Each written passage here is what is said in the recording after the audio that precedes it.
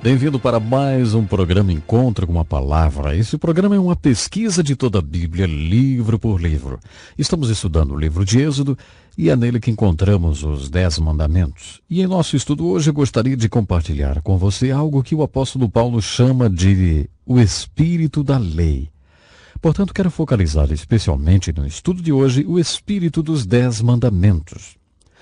Como continuamos a nossa pesquisa no Antigo Testamento, no livro de Êxodo, nós temos focalizado o desenvolvimento do povo hebreu. Primeiro observamos o problema que o povo de Israel teve e depois focalizamos o profeta que libertou-os desse problema. Também observamos a manifestação do grande poder de Deus no livro de Êxodo. Temos olhado um pouco para a Páscoa, o grande sacramento que é o coração da libertação ou a salvação do povo hebreu. Na sessão de hoje, eu gostaria de olhar com você para a profecia que encontramos nesse livro. O livro de Êxodo é classificado como o livro da lei, porque existem muitas leis. Aliás, assim como o Êxodo também nós temos Levíticos, Deuteronômio, e todos estão repletos de leis.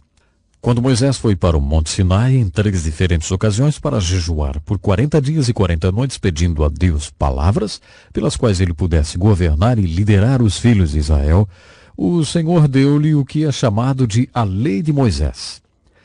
E esta lei é também chamada de a lei de Deus. A lei de Moisés está acima de 500 leis, portanto existem mais de 500 mandamentos no livro da lei, ou nos 5 primeiros livros da Bíblia. E você sabia que essas 500 leis são resumidas nos 10 mandamentos? Exatamente. Mas antes de olharmos para os 10 mandamentos, eu gostaria de compartilhar com você um pouco da perspectiva do Novo Testamento com relação à lei de Deus. No Novo Testamento encontramos Jesus tendo uma filosofia especial sobre a questão dos assuntos legais. Podemos observar isso, por exemplo, na diferença entre Jesus, os fariseus, os saduceus e os escribas que eram os líderes judeus nos seus dias, quando a lei estava influenciando algo específico. Observamos que Jesus sabia que a lei havia nascido no coração através do amor de Deus. Jesus sabia muito bem que Deus havia nos dado a lei por causa do seu amor. Dessa forma, ele sabia que a lei estaria sempre sendo uma expressão do amor de Deus para os homens, e esta lei trabalharia sempre para o bem dos homens. Jesus colocou esta lei sobre o prisma do amor de Deus antes de aplicá-los na vida das pessoas. Fato é que os fariseus, saduceus, escribas não fizeram isso. Eles legalisticamente lançaram aquele livro da lei para o povo. Jesus nunca tinha perdido a visão para o fato de que Deus tinha um propósito quando deu aquelas leis para o povo. Quando ele deu a lei do sábado, por exemplo, e muitos deles estavam fazendo disso um mandamento sagrado, como ter o sábado como um dia santo, Jesus sabia que o propósito da lei do sábado era para o bem do homem. Então, deliberadamente, Jesus quebrou aquela lei. Quebrou para chamar a atenção dos líderes religiosos para o fato de que aquela lei, de modo que estava sendo observado, tinha sido feita pelo homem. Se você não fizer assim como Jesus fez, você pode devastar vidas de pessoas, lançando legalisticamente a Bíblia Sagrada a eles. A Bíblia não pode jamais ser usada por esse caminho. O apóstolo Paulo descreveu essa mesma coisa quando ele disse na segunda carta aos Coríntios, capítulo 3, verso 6, que a letra da lei mata, mas o Espírito vivifica. A letra da lei, sendo lançada de uma forma legalista para a vida das pessoas, esta pode matar. Mas o Espírito da lei pode dar vida. Eu gostaria agora de caminhar para os 10 mandamentos muito rapidamente. Esses 10 mandamentos resumem centenas de mandamentos. Então, se nós considerarmos o espírito desses 10 mandamentos, estaremos conseguindo, sim, o espírito de centenas de mandamentos. Os 10 mandamentos, como você deve saber, são as 2 tábuas da lei. Em uma tábua estavam 4 mandamentos. Aqueles 4 mandamentos são sobre o nosso relacionamento com Deus. Podemos chamar isso de relacionamento vertical da vida, que é sempre o primeiro. Então, na primeira tábua estavam os 4 primeiros mandamentos que governam nosso relacionamento com Deus. Não terás outros deuses diante de mim. Não farás para ti imagem de escultura. Não tomarás o nome do Senhor teu Deus em vão, e lembra-te do dia do sábado, para o santificar. Estes 4 mandamentos são o nosso relacionamento vertical, ou o nosso relacionamento com Deus. A segunda tábua contém 6 mandamentos, e estes são os mandamentos que devem reger o nosso relacionamento com as pessoas.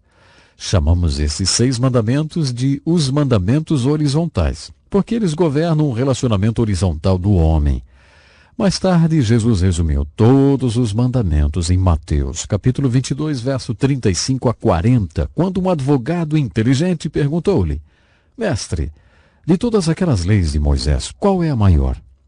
E Jesus disse: Amar a Deus com todo o teu entendimento e amar ao próximo como a ti mesmo. Quando Jesus disse isto, ele resumiu todos os mandamentos e as 2 tábuas da lei. Se você ama a Deus com todo o seu entendimento, você manterá os 4 mandamentos que dirigem o seu relacionamento com Deus. Se você ama seu próximo como a você mesmo, então você manterá os 6 mandamentos que dirigem o seu relacionamento com seu próximo. Lembre-se, se estamos indo através dos 10 mandamentos e vendo seu espírito, então estaremos vendo o espírito de centenas de mandamentos. O primeiro mandamento, na primeira tábua da lei, era: não terás outros deuses diante de mim. Ou não terás outro Deus diante de mim. Alguém tem dito que a mensagem da Bíblia pode ser sintetizada em 2 palavras: Deus primeiro. É isto que o primeiro mandamento está realmente dizendo. Deus primeiro. Se Deus for qualquer coisa, então Deus é tudo. E até você ver Deus como tudo, você não tem visto Deus como qualquer coisa. O segundo mandamento proíbe-nos de fazer qualquer tipo de imagem de escultura, nem alguma semelhança do que há em cima nos céus ou na terra, que seja como imagem de Deus. A aplicação literal disso é exatamente idolatria. Esse mandamento está claramente proibindo a idolatria. O espírito desta lei, porém, é alguma coisa do tipo: Deus é espírito. Isso supõe que vamos até Deus pela fé. Sendo Deus um espírito, o objeto de nossa fé é ir pelo que não se pode ver. Esse é o caminho que Deus quer. Ele nos quer indo até Ele pela fé. Por isso, se tentarmos fazer alguma coisa material e dissermos que isto representa Deus, estaremos negando o fato de que Deus é espírito. Estaremos eliminando a necessidade da fé se fizermos Deus como algo visível. Acredito que esse é o espírito do segundo mandamento. Deus é espírito e Ele quer que nos acheguemos a Ele pela fé. Portanto, não poderemos eliminar ou violar o conceito de que Deus é espírito fazendo alguma coisa tangível, como um ídolo. O terceiro mandamento é que não podemos tomar o nome de Deus em vão ou sem um propósito. O espírito ou a essência desse mandamento é isso. Nenhuma vez você falará o nome de Deus em vão, especialmente quando o adorar. Isso não aplicando como profanação, embora possa se aplicar. Então, quando você falar o nome de Deus, até na adoração, deverá lembrar que Deus é um Deus de propósito e ordem. O propósito e ordem de Deus é tão grande que Ele não quer que você fale seu nome sem atenção ou sem propósito. Quando viemos para a segunda tábua da lei, chegamos para os mandamentos que fazem o nosso relacionamento horizontal ou o nosso relacionamento com as pessoas em nossa vida. O primeiro, é claro, se aplica aos nossos pais. No curso normal das coisas, essas são as primeiras pessoas que você vai se relacionar. Então o mandamento é bem claro: honra teu pai e a tua mãe. É interessante como na cultura judaica ainda se observa este mandamento e os benefícios são inúmeros. A cultura chinesa, pelo menos no passado, teve grande benefício por observar esse princípio. Os chineses ensinaram seus filhos a não somente respeitar seus pais, mas a venerá-los. Havia a adoração dos antepassados, mas parte desta adoração era aquela que os filhos já tinham feito antes de os pais entrarem para outra dimensão. Eles realmente respeitavam a idade e a sabedoria produzida por aquela idade. E isso produziu um tremendo benefício social para a cultura chinesa, ao ponto de ainda hoje eles não terem um tribunal juvenil comparado com outras culturas. Este mandamento tem uma promessa: se você honrar o seu pai e sua mãe, seus dias serão longos na face da terra. Infelizmente, existem pessoas que estão nas prisões, pessoas que têm tido suas vidas ceifadas, porque ninguém nunca lhes falou este mandamento, ou como ele é importante. Observe que ele diz: honra teu pai e tua mãe. Não está dizendo apenas para obedecer os pais. Nas Escrituras encontramos um recado que diz: filhos, obedecei a vossos pais. Quando você é uma criança, você obedece. O mandamento da lei está falando com adultos que devem honrar e respeitar seu pai e sua mãe. Eles sempre serão seu pai e mãe. Você deverá respeitá-los e honrá-los. Você não terá que obedecê-los quando se tornar um adulto, mas você sempre terá que honrá-los e respeitá-los também. Uma importante razão pela qual você deverá honrar e respeitar seu pai e sua mãe é que você estará mostrando para seus próprios filhos como eles deverão pensar sobre isso para também honrarem e respeitarem vocês. Eu ouvi uma vez sobre uma família de fazendeiros nos tempos dos carros de 2 rodas puxadas por cavalos.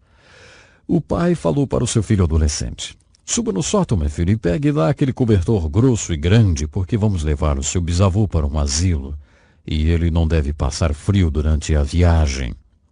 O adolescente foi ao sótão e ficou lá um longo tempo, não voltava mais. Quando ele voltou, o pai perguntou: escuta, por que é que você demorou tanto para voltar do sótão?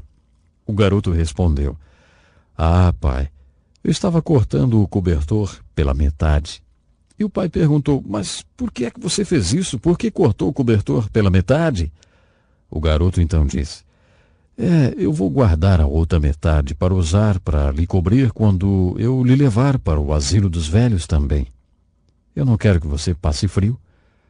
Sabe, há muitos e muitos modos que esse mandamento beneficia quem o obedece. Honra teu pai e tua mãe. Bom, o nosso tempo já se foi.